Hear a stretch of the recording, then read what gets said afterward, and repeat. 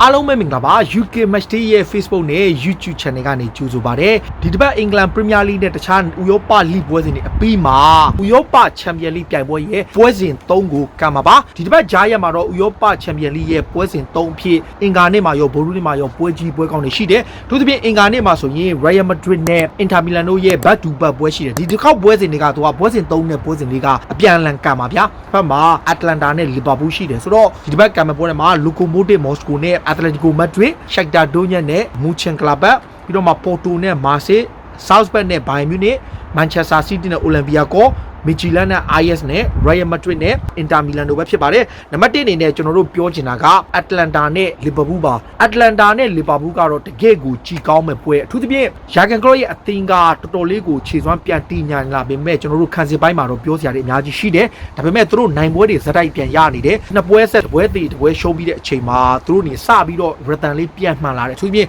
တိုက်စစ်ပိုင်းမှာဒီကိုဂျူတာပါဝင်ပတ်သက်ပြီးဂိုးတွေရတာကခလော့တွက်တော်တော်လေးကိုအားရစရာဒါအပြင်ခံစစ်ပိုင်းမှာဆိုဟိုတနေ့ကနတန်ညယ်ဖိလစ်ဆိုတဲ့ချာတီလေးကတော်တော်ကောင်းတယ်ဗျတကယ့်ကို powerful ပဲဂျင်ုံက Frank Beckenbauer တို့လိုလေထဲမှာအရန်ကောင်းတဲ့ကစားမမျိုးနောက်ဆုံးအနီးဆက်ဆုံးစီဖာမာဒီဆက်ကလို့လေထဲမှာတော့အပေါ်အရန်ကောင်းတယ်အပေါ်ဘောရှင်းထုတ်တာတကယ်ပဲလေထဲမှာဆိုတကယ် monster ဆိုတော့ချီကျူးထားတယ်ဆိုတော့ Liverpool အနေနဲ့ Atlanta ရဲ့ queen ကိုတွားပြီးတော့ဘလို့ပုံစံနဲ့ရင်ဆိုင်ပါလဲဆိုတော့ Atlanta ဟာလက်ရှိမှာ Serie A မှာအမြင့်ပြန်တန်းနေတဲ့အသင်းဒီဘက်နှစ်တွေမှာတော်တော်လေးကောင်းတယ်ပြီးခဲ့နှစ်က quarter final အဆင့်ထိတက်တယ် Paris Saint-Germain ကိုနောက်ကျဂိုးကြောင်သူတို့ထွက်လိုက်ရတယ်ဒါပေမဲ့ဒီ Gaspari ရဲ့အသင်းမှာအဓိကအားထားရမယ့်ကစားမတွေမှာ Martin Drone တို့ Gosan တို့လိုကစားမမျိုးတွေလွဲချော်နိုင်သူတို့နောက်ထပ်အဓိကကစားမ2ယောက်ပါဝင်စုစု4ယောက်လို့လွဲချော်မယ်လို့ပြောထားတယ်ဒါပေမဲ့ Fabi Gomez တို့ Ilicic တို့ Duban Zapata အပြင် Morier တို့လိုတိုက်စစ်အရန်ကောင်းတဲ့ကစားမတွေရှိတာတော့ Atlanta အတွက်တော်တော်လေးကိုအားသာချက်ရှိတယ်တစ်ဖက်က Liverpool ကကြည့်တော့လေပထမပွဲကစားခဲ့တဲ့ Ajax နဲ့ပွဲမှာရော Midtjylland နဲ့ပွဲမှာပါ Liverpool ရဲ့ performance က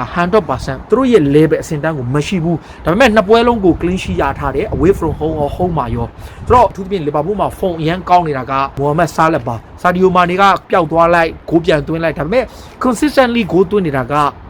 Mohamed Salah ဒါပေမဲ့ Liverpool ရဲ့ front 3မှာအားနည်းမှုတွေအများကြီးရှိတဲ့သူက Firmino ပဲသူကိုယ်တိုင်ဖုန်ပြောက်နေတဲ့အခါမှာ Liverpool အနေနဲ့သူ့ကိုထုတ်ပြီးတဲ့အခါမှာ Diego Jota ကိုထည့်နေရတယ် Diego Jota ဝင်လာပြီးတဲ့အခါမှာဂိုးတွေသွင်းတယ် Jota ပါဝင်ပြီးတော့ပြောင်းလဲတဲ့ကစားကွက်လည်းရှိတယ် Grimi Sunat တို့တစ်ဖက်က Jamie Carragher တို့က Jota ကိုတောင်နေရာပေးသင့်နေပြီလို့တောင်ဒီမှာတိုက်တွန်းပြောကြားထားတယ်ဆိုတော့ဒါ Liverpool အနေနဲ့အခုလောလောဆယ်မှာ Joe Matip ရဲ့အခြေအနေကမရရတဲ့အချိန်မှာ Phillips ဆိုတဲ့ chart လေးပါဒီ chart လေးနဲ့ဂိုးမဲ့ဂိုးပဲအတွဲကိုပဲသုံးနိုင်တဲ့ကွင်းလယ်မှာတော့Curtis Jones ကတော့အခုနောက်ပိုင်းမှာပုံမှန် regular အဖြစ်လူများတွေမပါလို့ရှိရင်သူပါခွင့်ရပြီဆိုပေမဲ့ Atlanta ရဲ့အဝေးကွင်းမှာ Liverpool စွမ်းဆောင်နိုင်ပါမလား Atlanta ဟာ Serie A မှာလက်ရှိအသင်းတွေထဲမှာတင်းမှုအကောင်းဆုံးအသင်းကစားဖို့ညံ့ညောတယ်patient ဖြစ်တဲ့ attacking ကိုအမြဲတမ်းဦးစားပေးတဲ့အသင်းတခုတော့ရှိတယ်ဗျအသင်းကြီးတွေနဲ့တွေ့တဲ့အခါမှာသူတို့ရှုံးလေးရှုံးထားရှိတယ်။ဘာကြောင့်လဲဆိုတော့သူတို့ကအရန်တိုက်လုံးတာဗျ။နီးပြူဟာကအသင်းကြီးတွေကဘလို့ game management လုပ်ရမလဲဆိုတဲ့အပိုင်းတွေရှိပေမဲ့ Atlanta တို့ဘာလို့ကတော့ attack ပဲပထမပွဲကသူတို့နိုင်ဒုတိယပွဲတေးကြတဲ့ IS နဲ့ပွဲမှာလည်းဒီတိုင်းပဲသူတို့အနေနဲ့ဥဆောင်ကိုနှစ်ကိုပေးရပြီးမှနောက်ကလိုက်ကစားပြီးမှတေးကြထားတာဒါပေမဲ့တိုက်စစ်ပိုင်းကအရန်ဂိုးသွင်းဆိုင်တဲ့ကစားမတွေရှိတယ်အထူးသဖြင့် Duban Zapata ဆိုတော်တော်လေးကိုကောင်းတယ်လေထဲမှာလည်းတော်တော်လေး power အရန်ကောင်းတဲ့ကစားမဖြစ်တဲ့ကြောင့် Liverpool တိုက်စစ်ကိုဒုက္ခပေးနိုင်တယ်ဒီပွဲကမြန်မာစံတော်ချိန်ဆိုရင်နနက်2နာရီခွဲပါဒါ Atlanta အသင်းရဲ့ကွင်းမှာကံပါအခုကျွန်တော်တို့ကြည့်တဲ့အခါမှာ Liverpool ဟာနောက်ဆုံး5ပွဲဆက်ရှုံးပွဲမရှိကစားထားတယ်နောက်4ပွဲဆက်တိုက်နိုင်ထားတယ် Atlanta ကတော့နောက်ဆုံး6ပွဲမှာ3ပွဲနိုင်ပွဲတည်2ပွဲရှုံး form အားဖြင့်ကျွန်တော်တို့အရန်ကောင်းတဲ့ Atlanta တော့မဟုတ်ဘူးဒါပေမဲ့သူတို့ရဲ့ခြေစွမ်းကိုကြည့်တယ်မှာသူတို့ကတကယ်ကို quality side အခုလောလောဆယ်မှာဒီ Atlanta က Duban Zapata က Champions League 2ပွဲမှာ3ဂိုးသွင်းပြီးတော့ Diego Jota Salah ကလည်းဂိုးတွေသွင်းထားကြတယ်ဒါကလက်ရှိအနေထားပေါ့ဆိုတော့ပေးသက်တွေကရောဘယ်လိုမျိုးမြင်လဲဒီပွဲမှာ Jurgen Klopp ရဲ့အသင်းက away from home မှာဘာတွေလုပ်ပြနိုင်မလဲ Atlanta အသင်းကရောဘယ်လောက်ထိသူတို့ဟာတောင်တင်းတဲ့အသင်းတစ်သင်းဖြစ်ကြောင်းဥရောပအဆင့်တန်းကိုဝင်လာနိုင်ပြီဆိုတာကိုသူတို့ဘယ်လိုတက်တည်ပြမလဲဆိုတာကိုကိုမတ်မှာဝင်ရောက်မှတ်ချက်ပေးကြပါနောက်ထပ်တစ်ပွဲကတော့အထက်ကြီးပြတ်ဆိုမဲ့လုံးလုံးကြီးကျသွားတော့မဟုတ်ဘူး Real Madrid နဲ့ Inter Milan Real ကပထမပွဲကို Shakhtar ကို3-2 နဲ့ရှုံးတယ်ဒုတိယပွဲမှာ Mönchengladbach ကိုနောက်ကလိုက်စားပြီး2ဂိုးတီတေကြတယ် Real အနေနဲ့ဒီပွဲကဘယ်လောက်ထိအရေးပါလဲ Inter ကလည်းသူတို့ကလည်းတော်တော်လေးကိုဆိုးဆိုးဝါးဝါ Shakhtar ကွင်းမှာဂိုးမရှိတေကြတယ်ဟိုးပထမပွဲမှာ Mönchengladbach ကို2ဂိုးတီတေကြတယ်တယောက်ကတက်မှတ်တယောက်က2ပတ်သူတို့2သိန်းကပွဲစဉ်3နဲ့4ကန်ပါ Liverpool လို့လည်းဒါပေမဲ့ Atlanta နဲ့ပွဲ3နဲ့4နဲ့ကန်ပါဆိုတော့ဒါ Real Madrid အသင်းအတွက်ကရောဘယ်လောက်ထိ pressure ဖြစ်နေလဲဗျာအခုနောက်ဆုံးကစားခဲ့တဲ့6ပွဲမှာ Real က3ပွဲနိုင်ပွဲစီ2ပွဲရှုံး Inter Milan ကတော့ Form ကပိုဆိုးတယ်ရှုံးပွဲက2ပွဲပဲရှိတယ်ဒါပေမဲ့ တေပွဲက၄ပွဲနိုင်ပွဲတစ်ပွဲပဲရှိတယ်အင်တာမီလန်ကအဓိကပြဿနာကတောက်လျှောက်တေတွေကြာနေတာပဲဆိုတော့ခုနောက်ပိုင်းအင်တာမီလန်အသင်းအုပ်စုကထွက်လာတဲ့အကြောင်းရင်းတွေကမလိုအပ်ပဲတေပွဲတွေဇက်တိုက်ကြနေတာအင်တာမီလန်အန်တိုနီယိုကွန်တေဟာတကယ်ထိပ်တန်းဆစ်ရှိတဲ့နီးပြပါတိုက်စစ်ပိုင်းမှာလိုထာရိုမာတီနက်စ်ကိုလူကာကူလည်းရှိတယ်ဆိုတော့ရီယယ်အသင်းကိုကျွန်တော်တို့ကြည့်တဲ့အခါမှာအခုလောလောဆယ်မှာအက်ဒင်ဟာဇက်ပြန်လာပြီးဂိုးသွင်းနိုင်တာဟာရီယယ်အတွက်တော်တော်လေးကိုကောင်းတယ်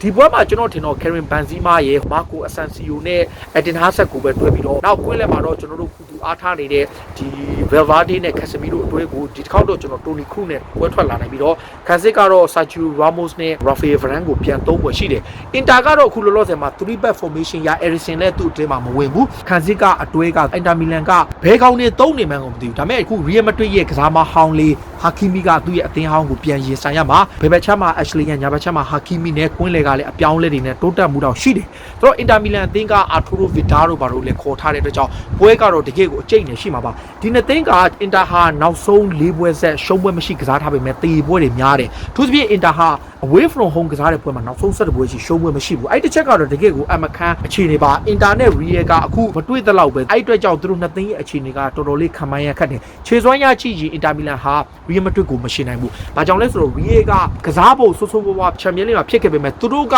ကောင်းတဲ့ပွဲတွေလည်းကောင်းတယ်အင်တာမီလန်ကကျတော့မဟုတ်ဘူးကစားပုံကတော့ကောင်းပါတယ်ဒါပေမဲ့ခန်းစစ်ကလည်းမှားမှားယွင်းယွင်းနဲ့ဂိုးတွေတောက်လျှောက်ပြန်ပေးပြီးတော့ sloppy moment တွေအရန်များတယ်ဒါကွန်တေအသင်းကိုကျွန်တော်ပြောချင်တာပါဆိုတော့တစ်ဖက်ကကွန်တေနဲ့တစ်ဖက်ကဇီဒန်ပေါ့ထိတ်တန်းနီးပြနှစ်ယောက်အားပြိုင်ကြမှာအင်တာမီလန်အသင်းအနေနဲ့ဒီပွဲဟာသူတို့အတွက်အုပ်စုစင်းတက်ဖို့တကယ်ကိုအရေးပါတယ်ဘာကြောင့်လဲဆိုတော့တစ်ဖက်ကရှက်တာက4မှတ်ရထားတယ်အင်တာက2မှတ်ရထားတယ်ရီယယ်မက်ဒရစ်တက်လည်းဒူးကိုတိုင်းပဲဒီပွဲကချွတ်ချော်လို့ရှိရင်သူတို့လည်းအုပ်စုစင်းကထွက်သွားနိုင်လို့ဇီဒန်ရဲ့အနာဂတ်ပါတော်တော်လေးကိုဒိန်းဂျာဖြစ်သွားနိုင်တယ်ဒါကမြန်မာစံတော်ချိန်နက်2နာရီခွဲမှာပဲကံမယ်စောပိုင်းပွဲကတော့လီဗာပူးရဲ့ပွဲလီဗာပူးကလည်းတော်တော်လေးကိုရတန်ပြန်မှန်လာပေမဲ့ခန်းစစ်ပိုင်းကိုတော့ဒီတက်ပို solid ဖြစ်ဖို့လိုတယ်ဒူဘန်စပါတာတို့တစ်ဖက်ကမိုရီယေတို့တိုက်စစ်အတွဲဖာဘူဂိုမက်စ်အီလီချစ်တို့ရဲ့တိုက်စစ်အတွဲမှာလီဗာပူးခန်းစစ်ကရေရှည်တောက်ခံပါမလားဒါပေမဲ့တေချာတော့လီဗာပူးကကွင်းလေကိုကောင်းကောင်းထိန်းချုပ်မှာပဲဒါပေမဲ့အသင်းကြီးနဲ့အကောကောင်အသင်းနေတဲ့ကန်တဲ့ခါမှာအသင်းကြီးတွေက game management ပိုင်းကောင်းတယ်ပြီးခဲ့တဲ့နှစ်ကအတ္တလန်တာ PSG ကိုရှုံးသွားတာဒီလိုပုံစံကြောင့်ခြေစွမ်းရသူတို့မစိုးဘူးဒါပေမဲ့ game management မကောင်းတဲ့အခါမှာသူတို့ရှုံးသွားတယ်ဒါကြောင့်ဒီပွဲမှာလီဗာပူးက